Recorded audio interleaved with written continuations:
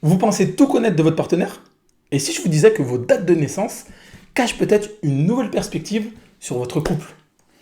Aujourd'hui, on va se faire une vidéo un peu fun sur la numérologie de couple. On va calculer votre chiffre de couple. Ça peut vraiment vous aider à vous comprendre l'un et l'autre. Et en plus, c'est simple, rapide, et vous allez voir, c'est souvent étonnamment parlant. Alors il faut savoir qu'il existe deux méthodes pour calculer la compatibilité de couple en numérologie. La première méthode, ça va être de cumuler vos deux chemins de vie pour les réduire à un seul nombre. Ça permet de voir si les missions de chacun sont alignées, complémentaires ou conflictuelles. La deuxième méthode, ça va être de prendre les prénoms du couple et de les faire correspondre à des chiffres avec la grille de Pythagore que je vous ai déjà partagé dans d'autres vidéos, puis ensuite vous les additionnez. Et cette deuxième méthode, elle permet de déduire l'alchimie énergétique du quotidien, comment les deux personnalités vibrent ensemble, comment elles se perçoivent et interagissent entre elles tous les jours. Alors dans cette vidéo, j'ai décidé d'appliquer la première méthode. Tout simplement, c'est pour vous donner un petit aperçu de ce qu'on peut faire avec la numérologie et le couple. Mais si ça vous intéresse, vous me mettez dans les commentaires un message pour me dire que vous voulez une autre vidéo en appliquant la deuxième méthode. Alors on entre dans le vif du sujet dès maintenant avec le premier calcul. Tout simplement, c'est votre chemin de vie. Il faut calculer votre chemin de vie. Pourquoi? Parce que vous l'aurez compris, si vous suivez mes vidéos, le chemin de vie, c'est le totem en numérologie. Quoi qu'on fasse, il faudra mettre en lien avec votre chemin de vie. C'est aussi simple que ça. Donc pour le trouver, il faut prendre votre date de naissance complète. Si vous avez regardé mes anciennes vidéos, vous savez parfaitement calculer maintenant votre chemin de vie. On additionne donc le jour, le mois et l'année de naissance. Puis on réduit le total pour obtenir un seul chiffre entre 1 et 9. Ou alors 11, 22 et 33 qu'on ne réduit pas puisque c'est des nombres mètres. Ça, vous le savez maintenant. Alors, on va prendre un exemple, ce sera plus parlant. Quelqu'un qui est né, par exemple, le 23 janvier 1985, on ajoute 2, plus 3, plus 0, plus 1, plus 1, plus 9, plus 8, plus 5. Ça nous donne 29. On réduit 29. 2 plus 9, 11. Boum! Ici, j'ai fait exprès, cas particulier. 11, comme je vous le disais plus haut, les nombres 11, 22, 33, c'est des nombres mètres. Ils ont une vibration spéciale, donc on ne les réduit pas à ce stade. Donc pour notre exemple, le chemin de vie, on va dire, il est 11. Si on était tombé sur 14, on aurait fait 1 plus 4, 5. Vous voyez, le chemin de vie, il aurait été 5. Donc ça, je pense que vous n'avez pas de souci là-dessus pour calculer votre chemin de vie. Donc je vous invite maintenant à faire une petite pause, ou alors si vous l'avez fait en direct, c'est très bien. Donc là, vous avez votre chemin de vie. Vous calculez le vôtre et celui de votre partenaire.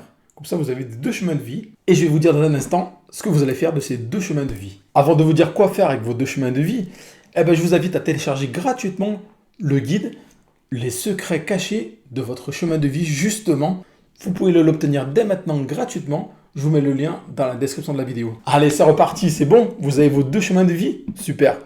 Alors là maintenant, on va les faire fusionner tout simplement pour trouver la vibration de votre couple. Donc la méthode, elle est ultra simple. Vous additionnez vos deux chemins de vie et vous réduisez le résultat à un seul chiffre. Cette fois, même si vous tombez sur 11, 22 ou 33, vous continuez à réduire. Il vous faut absolument un chiffre entre 1 et 9. Donc si on reprend notre exemple qu'on a vu un peu plus haut, la première personne était chemin de vie 11.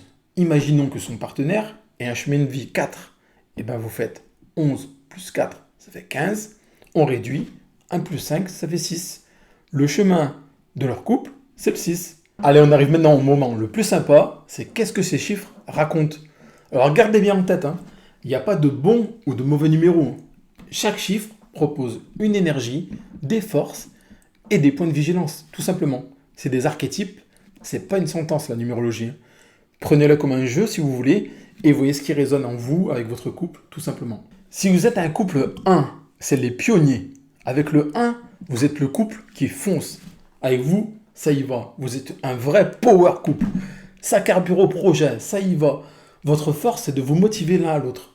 Le défi, par contre, c'est d'éviter que ça tourne à la compétition. Il faut que vous appreniez à collaborer, à jouer en équipe, et vous allez être inarrêtable pour créer une vie qui sort de l'ordinaire. Le couple 2, c'est les connectés. Votre duo, il est placé sous le signe de l'harmonie, de l'écoute et du soutien. Vous êtes là pour apprendre à être de vrais partenaires. Votre force, c'est de créer un cocon de douceur.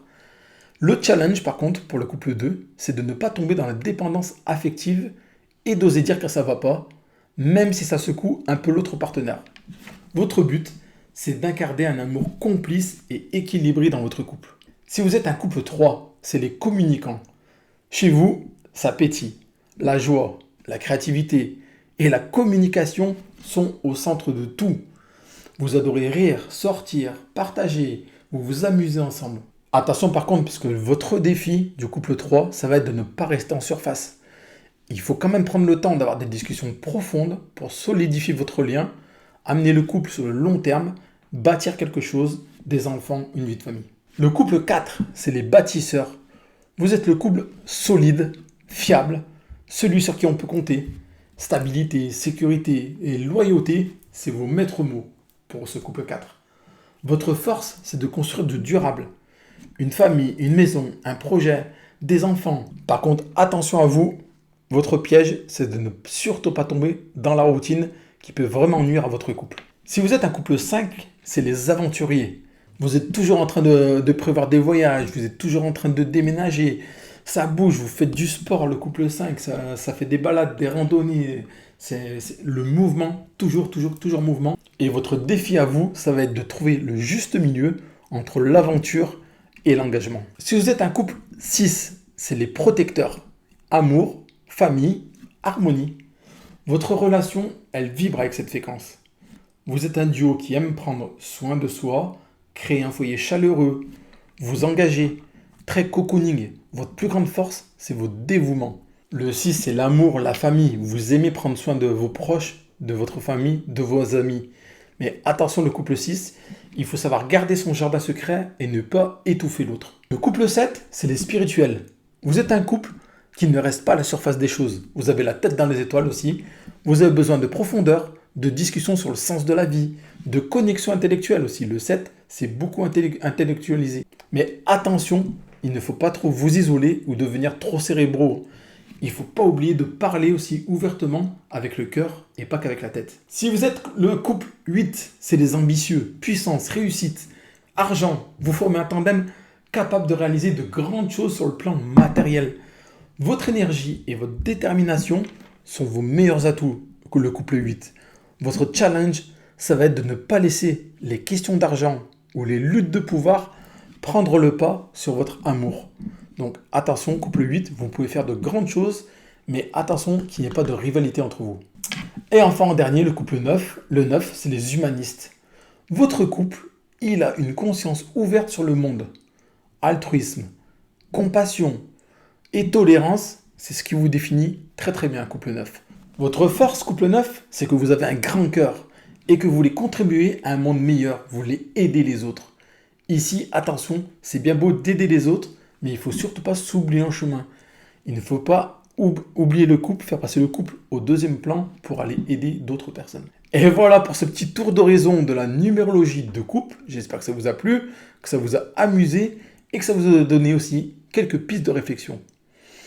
Souvenez-vous, c'est très important. La numérologie, ça ne vous enferme pas dans une case. Ça vous donne juste une boussole. Et au final, c'est toujours vous qui tenez le volant de votre relation.